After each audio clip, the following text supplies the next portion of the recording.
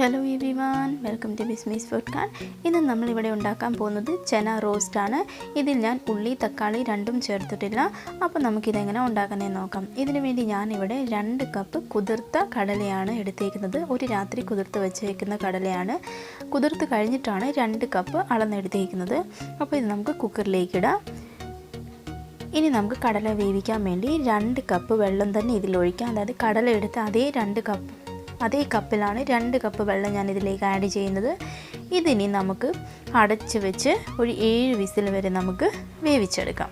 അതായത് ഇപ്പോൾ 7 വിസിലും കൊണ്ട് വേവുന്നില്ല എങ്കിൽ 2 വിസിലും കൂടെ കൊടുക്കണം.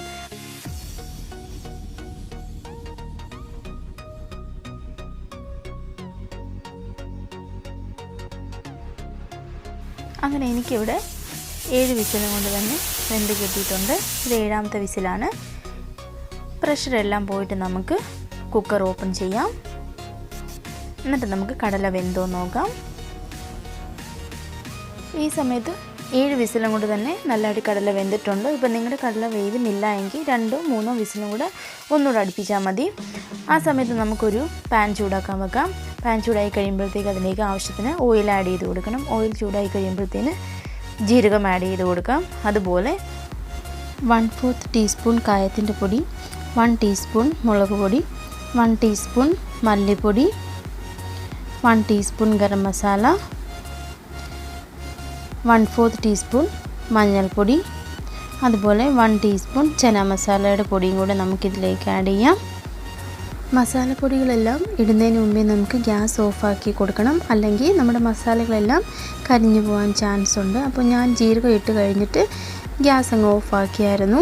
അപ്പോൾ നമുക്ക് ഗ്യാസ് ഓൺ ആക്കിയിട്ടുണ്ട്. ഇനി നമുക്ക് മസാലയെല്ലാം നല്ലതായിട്ട് വേവുന്നിടം വരെ നമുക്കൊന്ന് മിക്സ് ചെയ്ത് കൊടുക്കാം.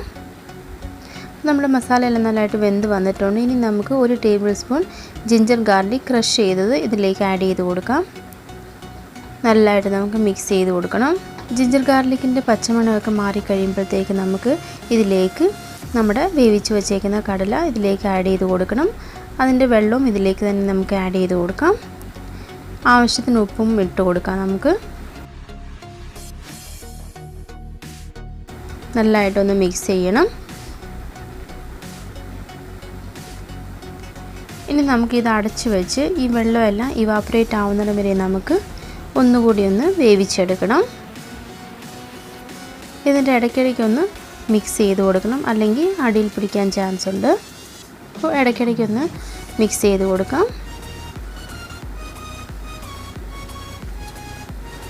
അങ്ങനെ നമ്മുടെ കടലയുടെ വെള്ളമെല്ലാം പറ്റി വന്നിട്ടുണ്ട്.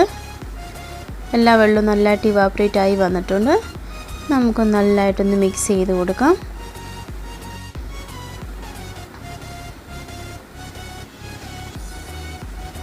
വെള്ളമെല്ലാം നല്ല രീതിയിൽ വറ്റി വന്നിട്ടുണ്ട്. അങ്ങനെ നമ്മുടെ ചന റോസ്റ്റ് റെഡിയായി കഴിഞ്ഞു. വളരെ ഈസി ആയിട്ടുള്ളൊരു റെസിപ്പിയാണ്. ഉള്ളി തക്കാളി ഒന്നും അരിയേണ്ട, പെട്ടെന്ന് തന്നെ ഉണ്ടാക്കിയെടുക്കാൻ പറ്റുന്ന ഒരു റെസിപ്പിയാണ്.